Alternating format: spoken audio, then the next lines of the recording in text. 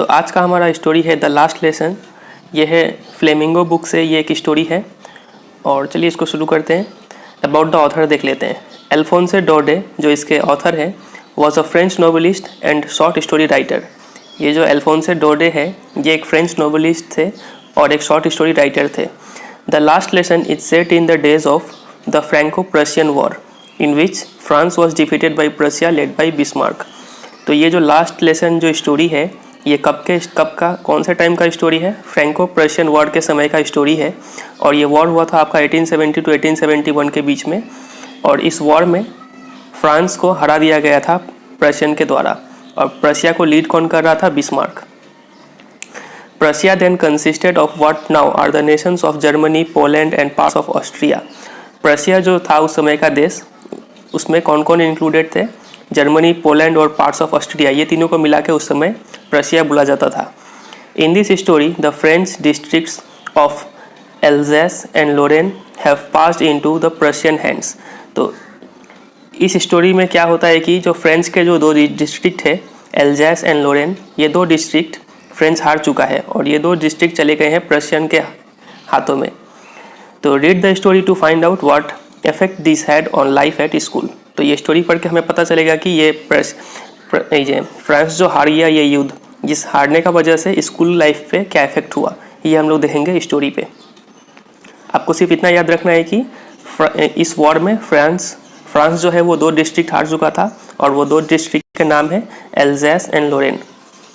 तो चलिए इस स्टोरी को शुरू करते हैं। लिखा हुआ है, I started for school very let that morning and was in great dread of a scolding, especially because M. Hamel had said that he would question us on participles। तो यहाँ पर नरेटर बोल रहे हैं कि हम उस दिन स्कूल काफ़ी लेट से शुरू किए जाना, that morning उस सुबह, and was in great dread of a scolding। dread means fear, और मुझे काफ़ी डर था कि मुझे कहीं डांट ना पड़ जाए, खासकर से because M. Hamel had said, M. Hamel ने हमें कहा था कि he would question us on participles, वो हमें क्वेश्चंस पूछेंगे पार्टिसिपल्स चैप्टर से। आपको पता होगा पार्टिसिपल्स एक ग्रामर का चैप्टर है, उसके ऊपर एम हेमल क्वेश्चन पूछने वाले थे उस दिन। एम हेमल यहाँ पर टीचर है। And I did not know the first word about them, और मुझे कुछ पता नहीं था पार्टिसिपल्स के ऊपर, एक वर्ड भी पता नहीं था। For a moment I thought of running away and spending the day out of doors. कुछ एक क्षण के लिए तो मैं ये सोचा कि क्यों ना मैं यहाँ से भाग जाऊँ, मतलब स्कूल ना जाऊँ और मैं बाहरी समय बिता दूँ। It was so warm so bright, बाहर कितना गर्म था और कितना रौनक था। The birds were chirping at the end of the woods, और चिड़िए जो है वो चहचहा रहे थे पेड़ों पे बैठ के। And in the open field back of the saw mill the Prussian soldiers were drilling, और एक सॉ मिल था, यहाँ पे लकड़ी काटा जाता है।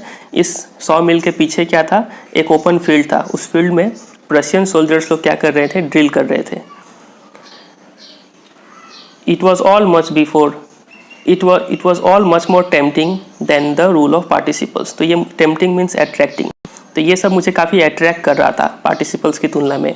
But I had the strength to resist and hurry off to school। लेकिन मेरे अंदर ये ताकत था कि हम अपने आप को रोक पाया और मैं जल्दी से कहाँ चला गया? स्कूल चला गया। लेखक बोलता है,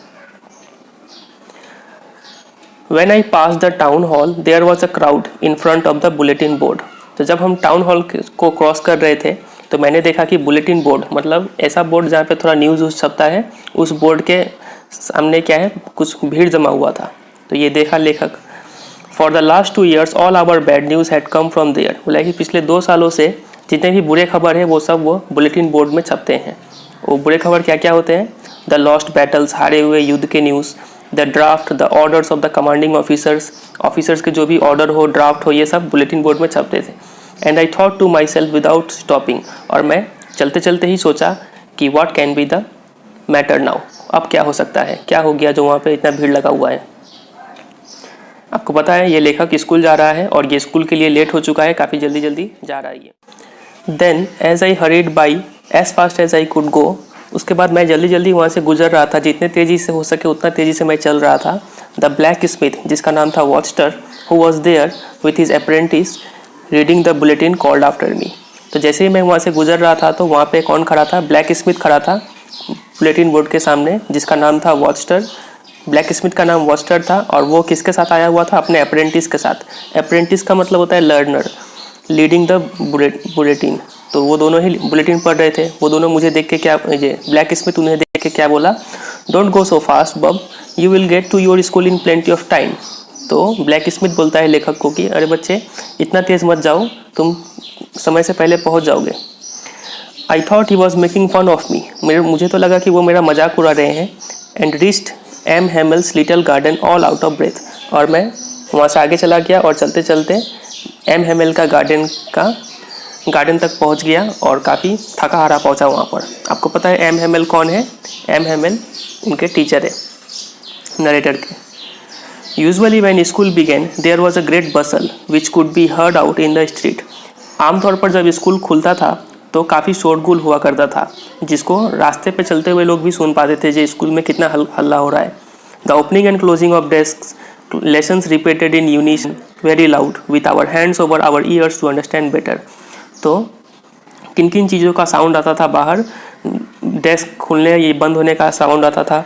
लेसन्स रिपीटेड इन यूनिशन, आपको पता है स्कूल में जब बच्चे पढ़ते हैं तो सब एक साथ बोलते हैं, इसको बोलते हैं रिपीटिंग यूनिशन, मतलब एक साथ कोई चीज़ को दोहराना। वेरी लाउड, और काफ़ी तेज़ आवाज़ होता है वो। With our hands over our ears to understand better, और हम सभी के हाथ अपने कानों पे हुआ करते थे ताकि हम सब अच्छे से समझ पाए। And the teachers great ruler rapping on the table, और सीन कैसा होता था कि टीचर का रूलर रैपिंग मतलब स्ट्राइक करना टेबल पे, वो टीचर बार बार टेबल पे स्केल से मारते रहता था। Now it was all so still, लेकिन आज काफ़ी शांत था। I had counted on the commotion to get to my desk without being seen. इतने दिनों से जब भी मैं लेट होता था तब मैं किस पे डिपेंड रहता था? कमोशन पे। यहाँ पर counted on means dependent on, वो किस पे डिपेंड करता था? कमोशन मतलब नॉइजी इन्वायरमेंट। तो मैं इतने दिन पर शोरगुल का फ़ायदा उठा के चुपके से अंदर ढुक जाता था। But of course that day everything had to as quiet as Sunday morning, लेकिन उस दिन क्या था? सब चीज़ इतना शांत था, ऐसा लग रहा था कि संडे का मॉर्निंग है वो। Through the window I saw my classmates, खिड़की के जरिए मैं देखा कि अपने क्लासमेट्स को ऑलरेडी इन देयर प्लेसेस, सब अपने अपने जगह पर बैठे हुए हैं। And M Hamel walking up and down with his terrible iron ruler under his arm, और देखे कि एम हेमल जो थे वो आगे पीछे चल रहे हैं और अपने हाथों में क्या लिए हुए हैं? एक iron ruler. I had to open the door and go in before everybody, और मुझे दरवाज़ा खोलना था और सबके सामने से मुझे जाके बेंच पे बैठना था। You can imagine how I blushed and how frightened I was. आप इमेजिन कर सकते हैं कि मैं कितना शर्मिंदा था और कितना डरा हुआ था उस समय। बट नथिंग हैपेंड, लेकिन कुछ ऐसा अलग हुआ नहीं। M Hemal saw me, M Hemal मुझे देखे एंड सेड वेरी काइंडली, और काफ़ी प्यार से मुझे कहा, go to your place quickly little French, we were beginning without you. बोले कि जाओ अपने प्लेस पे बैठ जाओ जल्दी से, हम लोग तो तुम्हारे बगैर ही शुरू कर रहे थे। I jumped over the bench and sat down at my desk, मैं बेंच पे जंप किया और डेस्क पे जाकर बैठ गया। Not till then when I had got a little over my fright did I see that our teacher had on his beautiful green coat. तो मैं बेंच पे बैठा और थोड़ा अपने डर पे काबू पाया, थोड़ा रिलैक्स हुआ, तब मैंने देखा कि टीचर हमारे जो थे वो क्या पहन के आए हुए हैं? ब्यूटीफुल ग्रीन कोट पहन के आए हुए हैं। His frilled means decorated, his decorated shirt, काफ़ी एट्रैक्टिव शर्ट था। And the little black silk cap, और सिल्क का ब्लैक कलर का कैप पहने हुए थे वो। ऑल एम्ब्रॉयडर्ड का मीन्स सब पे कढ़ाई किया हुआ था। That he never wore except on inspection and prize days. ऐसे टाइप के कपड़े वो तभी पहनते थे जब इंस्पेक्शन हो या फिर प्राइज डिस्ट्रीब्यूशन हो, तभी पहनते थे, लेकिन आज भी वो पहन के आए हुए थे उस दिन भी। Besides the whole school seemed so strange and solemn, लेकिन इसके अलावा तो पहला अलग चीज़ उनको क्या दिखा लेखक को कि एम हेमल अलग ही स्पेशल ड्रेस पहन के आए हुए हैं, और दूसरा चीज़ उन्हें क्या लगा कि स्कूल काफ़ी उन्हें सीरियस दिख रहा था उस समय, हर चीज़ काफ़ी शांत था। But the thing that surprised me most was to see on the back benches that were always empty the village people sitting quietly like ourselves. और एक चीज़ जो मुझे और भी सरप्राइज कर दिया वो ये चीज़ था कि जो हमारे बैक बेंचेस थे जो अक्सर खाली हुआ करते थे, उस दिन वो खाली नहीं थे। उस पर कौन बैठे हुए थे? विलेज के लोग बैठे हुए थे चुपचाप हमारे जैसे। और कौन से लोग बैठे हुए थे? सबसे पहला तो था ओल्ड हाउज़र। हाउज़र का मतलब ये एक सरनेम है, नाम ही है। तो वो बैठे हुए थे विथ हिज 3 कॉर्नर्ड हैट, ऐसे टाइप के हैट पहने हुए थे वो। द फॉर्मर मेयर ये बैठे हुए थे, द फॉर्मर पोस्टमास्टर भी बैठे हुए थे, एंड सेवरल अदर बिसाइड्स, और बाकी और भी कुछ लोग थे वहाँ पर लास्ट बेंचेस में। एवरीबडी लुक्ड सैड, और सभी निराश दिख रहे थे, दुखी दिख रहे थे। And Hauser had bought an old primer thumbed at the edges and he held it open on his knees with his great spectacles lying across the pages। और जो हाउसर थे वो अपने साथ क्या लेके आए थे? Old primer. प्राइमर मतलब बच्चों का किताब, जिसमें मान लीजिए ABCD सिखाया हुआ होगा, अल्फ़ाबेट सिखाया होगा, वैसा किताब। और वो किताब क्या था? थम्ड एट द एजेस, किताब का कोना काफ़ी मुड़ा हुआ था ज़्यादा पढ़ने का बाद, या फिर पुराना हो गया था वो। And he held it open on his knees, और वो किताब को खोल के अपने घुटनों पे रखे हुए थे। कौन रखे हुए थे? Hauser. With his great spectacles lying across the pages, और अपने चश्मों के जरिए वो देख रहे थे पेजेस पर। While I was wondering about it all, तो हम ये सब सोच ही रहे थे कि क्या हो रहा है आज स्कूल में। M Hamel mounted his chair, M Hamel अपने चेयर पर बैठ गए। And in the same grave and gentle tone which he had used to me said, और वही ठीक गंभीर स्वर में और प्यार भरे स्वर में वो मुझे बोले, सबको बोले, माई चिल्ड्रेन, मेरे बच्चों, this is the last lesson I shell give you, ये मेरा आज का लास्ट लेसन है जो हम आपको देने वाले हैं। तो ये आप देख पा रहे होंगे, द लास्ट लेसन, चैप्टर का नाम भी है द लास्ट लेसन।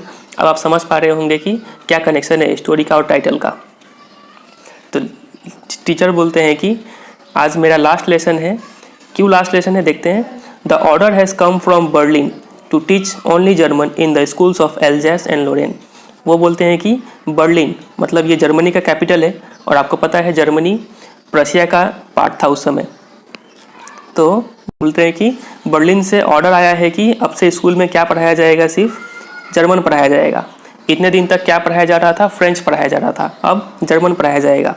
और वो भी कहाँ पर? ये जो 2 डिस्ट्रिक्ट है एल्जैस और लोरेन में, जो फ्रेंच हार गया था। किस में हार गया था? फ्रैंको प्रशियन वॉर में हार गया था। और ये वॉर हुआ कब था? 1870 टू 1871 के बीच में हुआ था। उम्मीद करते हैं यहाँ तक समझ में आया होगा। अब आगे बढ़ते हैं। The new master comes tomorrow, तो एम हेमेल बोलते हैं कि आपका जो नया मास्टर है जो जर्मन पढ़ाएगा वो कल आ रहे हैं। This is your last French lesson, ये आपका लास्ट फ्रेंच लेसन है। I want you to be very attentive, इसीलिए हम चाहते हैं कि आप सब ध्यान से पढ़ें आज का क्लास। तो ये तो काफ़ी शॉकिंग न्यूज़ था सभी के लिए। फिर देखते हैं आगे क्या हुआ। What a thunder clap this words were to me, तो मेरे लिए तो ये काफ़ी स्ट्रेंज सरप्राइजिंग था, मुझे सदमा सा लग गया। ओ द रिचेस, काफ़ी बुरा हुआ। That was what they had put up at the town hall. तो अब लेखक को याद आता है कि ओ, इसका मतलब वो जो बुलेटिन बोर्ड के सामने जो भीड़ इकट्ठा हुआ था, वो बुलेटिन बोर्ड में यही शायद न्यूज़ छपा होगा टाउन हॉल में। My last French lesson, why I had hardly knew how to write. तो लेखक सोचता है कि ये मेरा आखिरी फ्रेंच लेसन है, क्यों? मैंने तो अभी ठीक से सीखा भी नहीं है लिखना ठीक से। I should never learn any more, और मुझे कभी ये सीखने को भी नहीं मिलेगा। I must stop there then, इसका मतलब मुझे अभी रोकना होगा फ्रेंच सीखना। Oh how sorry I was for not learning my lessons, मुझे काफ़ी अफसोस हो रहा था कि इतने दिन से मैं अपने लेसन्स ठीक से पढ़ नहीं रहा था। फॉर सीकिंग बर्ड्स एग्स और going sliding on the jar, मैं इतने दिन से क्या कर रहा था? क्या तो चिड़िया का अंडा ढूंढता था, या फिर जार एक नदी का नाम है, उसके किनारे हम घूमते थे। My books that had seemed such a nuisance a while ago, so heavy to carry, my grammar and my history of the saints were old friends now that I could not give up। और ये जो मेरे books है जो मुझे कुछ क्षण पहले एकदम बेकार से लगते थे और इतने भारी लगते थे उठाने में, लेकिन अब ये बुक्स, मेरे ग्रामर और मेरे हिस्ट्री के बुक्स, ये सब मेरे पुराने दोस्त हो गए थे जिन्हें मैं अब छोड़ नहीं पा रहा था। एंड एम हेमेल टू, और हम एम हेमेल को भी नहीं छोड़ पा रहे थे। The idea that he was going away, और ये जो बात है कि वो अब चले जाएंगे हमें छोड़कर, that I should never see him again, और हम उन्हें फिर कभी नहीं देख पाएंगे, made me forget all about his ruler and how cranky he was. ये सब बात मुझे भुला दिया कि वो कितने स्ट्रिक्ट थे, वो अपने रूलर से मुझे मारते थे, वो भी मैं भूल गया। And how cranky he was, कितने रूड थे वो भी मैं भूल गया। ये सब सोच कर कि वो अब हमें हमेशा के लिए छोड़ के चले जाएंगे। पुअर मैन, बेचारे sir, it was in honour of this last lesson that he had put on his fine Sunday cloth. तो अब मुझे समझ में आया कि यह लास्ट लेसन होने के कारण ही इसके इज्जत के लिए वो क्या करके आए थे, संडे क्लोथ्स जो पहन के आए थे। एंड नाउ आई अंडरस्टूड, और अब मुझे समझ में आया, why the old man of the village were sitting there in the back of the room, कि अब मुझे समझ में आया कि क्यों विलेज के जो बाकी बूढ़े लोग जो थे वो क्यों आज क्लासरूम में बैक बेंचेस पर बैठे हुए हैं। It was because they were sorry too, ये इसलिए था कि वो लोग भी काफ़ी अफसोस कर रहे थे, that they had not gone to school more, कि वो लोग इस भी स्कूल नहीं गए थे। It was their way of thanking our master for his 40 years of faithful service and of showing their respect for the country that was theirs no more. ये उनका तरीका था थैंक यू बोलने का उनके मास्टर्स को, वो मास्टर्स को जिन्होंने अपने ज़िंदगी के 40 साल बिताए थे स्कूल में सर्विस करते हुए। और वो लोग क्या शो करना चाह रहे थे, जो बैक बेंच में बैठे हुए थे वो लोग शो करना चाह रहे थे उनका रेस्पेक्ट उनके देश के लिए, दैट वॉज देयर्स नो मोर, वो देश जो उनका अब अपना नहीं था। आपको पता है यहाँ कौन सा देश का बात हो रहा है? फ्रांस का बात हो रहा है यहाँ पर। फिर आके देखते हैं, while I was thinking of all this, जब ये सब मैं सोच ही रहा था कि I heard my name called, मुझे सुनाई पड़ा कि मेरा नाम बुलाया जा रहा है। It was my turn to recite, अब मेरी बारी थी सुनाने की। क्या सुनाने की? पार्टिसिपल्स के बारे में सुनाने की मेरी बारी थी। What would I not have given to be able to say that dreadful rule for the participles all through very loud and clear and without one mistake।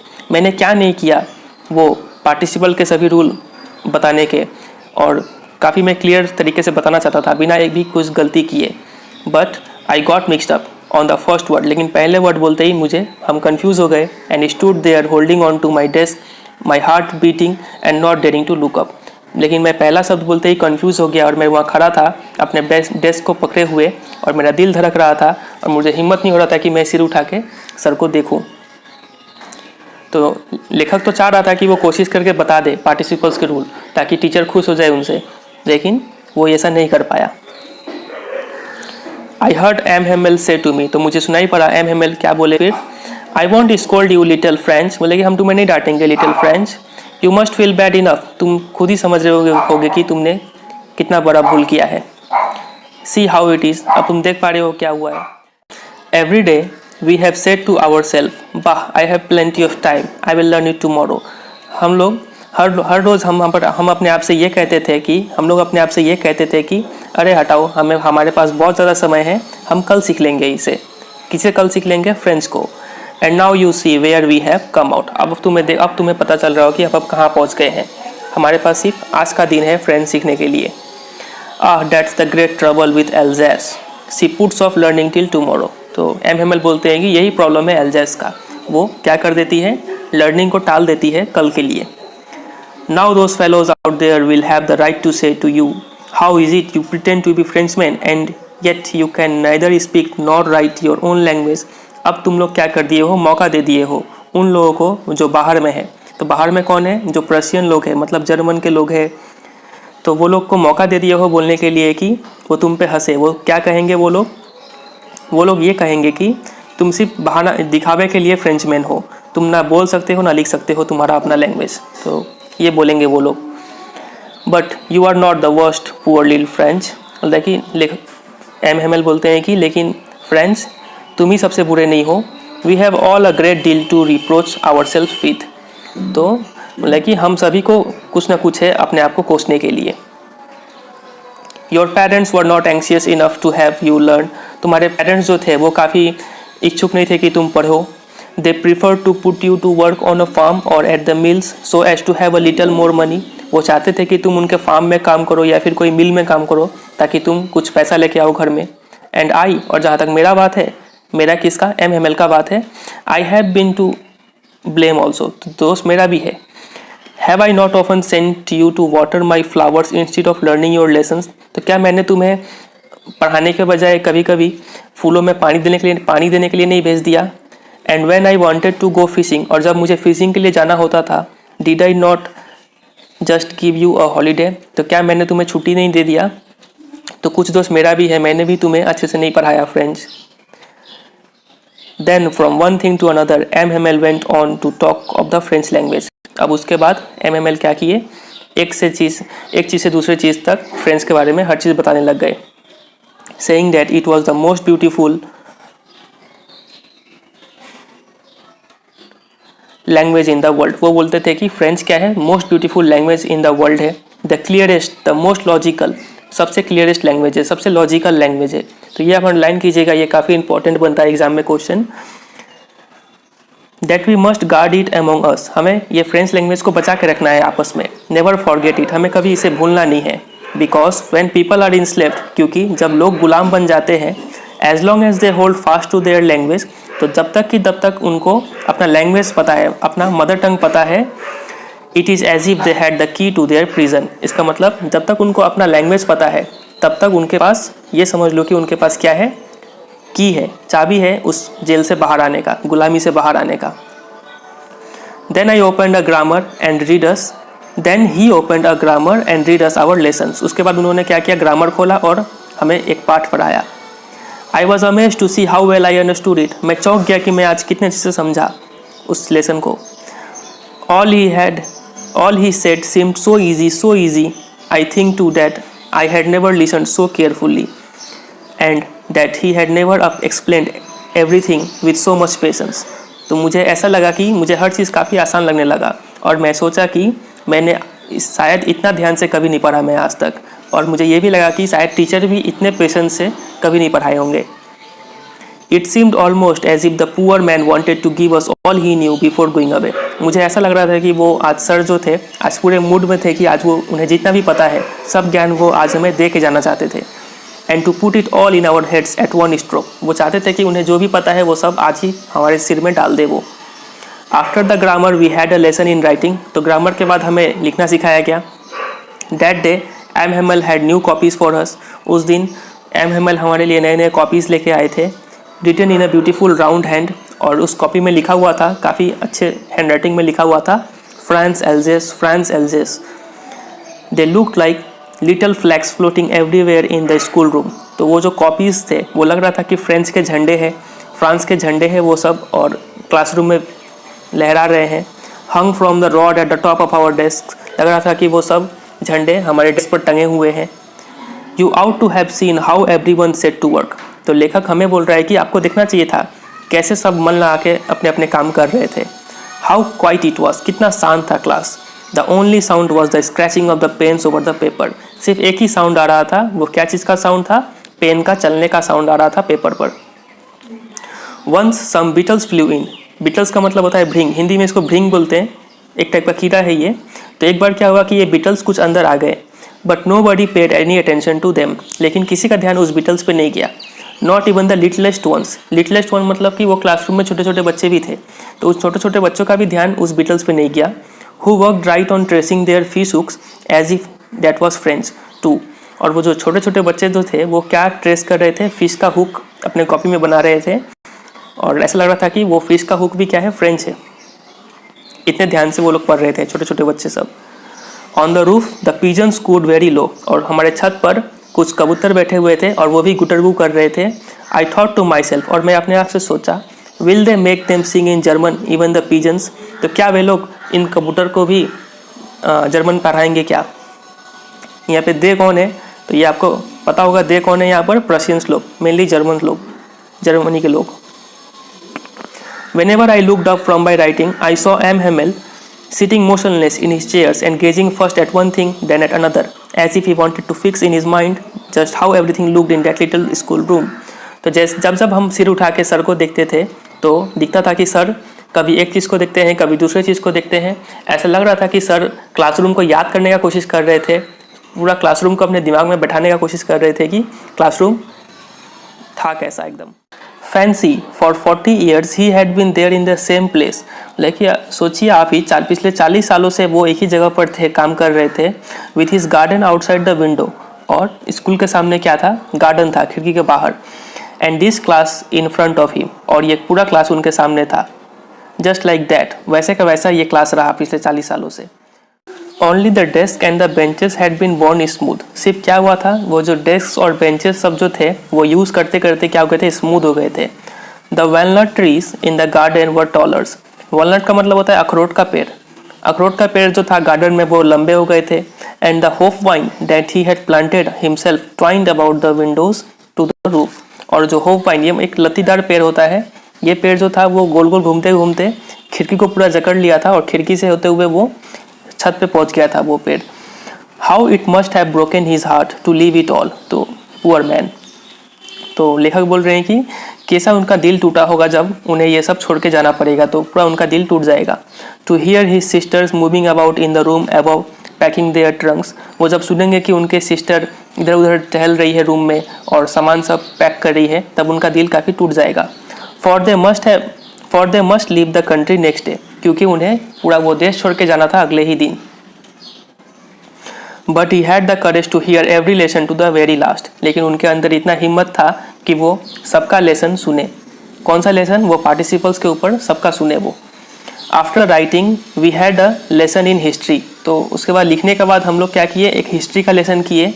And then the babies chanted their ba be B बू बो बू, तो ये सब बच्चे लोग जो थे वो ये सब पढ़ रहे थे और हम लोग हिस्ट्री पढ़े। Down there at the back of the room, old Hauser had put on his spectacles and holding his primer in both hands, spelled the letters with them.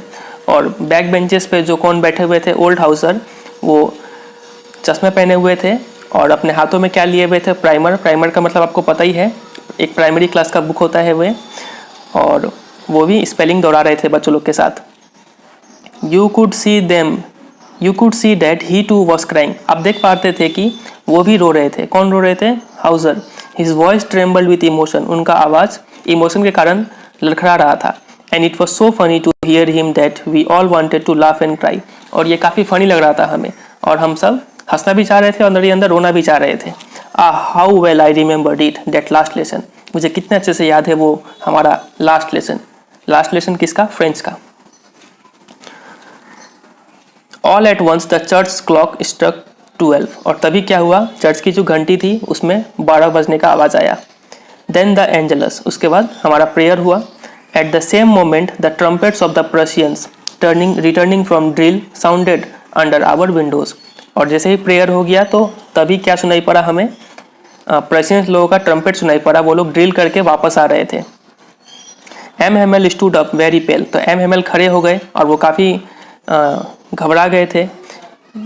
In his chair, वो chair पे खड़े हो गए। I never saw him look so tall, आज वो काफ़ी लंबे दिख रहे थे, इतने लंबे कभी वो नहीं दिखे थे। माई फ्रेंड्स सेड ही, तो एम बोलते हैं कि मेरे दोस्तों, आई बट समथिंग चोक्ड हिम, इतना आई मैं बोलते बोलते ही उन्हें उनका आवाज़ अब निकला नहीं। फिर he could not go on, वो अब और नहीं बोल पा रहे थे। तो ऐसा होता होगा जब आप इमोशनल ज़्यादा हो जाते हैं तो मुंह से आवाज़ नहीं निकलता है, तो वैसे ही उनके साथ हो रहा था। Then he turn to the black board, उसके बाद वो ब्लैक बोर्ड की तरफ घूमे। Took a piece of chalk लिए, and bearing on with all his might he wrote as large as he could we love France, और उसके बाद वो चॉक उठा के जितना शक्ति था उतना शक्ति लगाकर और जितना बड़ा हो सके उतना बड़ा लिखकर, उतना बड़ा वो बोर्ड पे लिख दिए ये 3 वर्ड, वी लव फ्रांस, मतलब लॉन्ग लिव फ्रांस इसका मतलब होता है, मतलब फ्रांस अमर रहे, ये लिखे वो बोर्ड पर। Then he stopped and leaned his head against the wall, उसके बाद वो रुक गए और अपना सिर झुका लिए वॉल की तरफ। And without a word he made a gesture to us with his hand, और बिना कुछ बोले वो हाथ से इशारा करके बोले कि क्या बोले, school is dismissed you may go, तो स्कूल आज का क्लास यहाँ पे एंड होता है, अब आप जा सकते हैं। तो यही था आज का स्टोरी। तो देखे कि काफ़ी सैड स्टोरी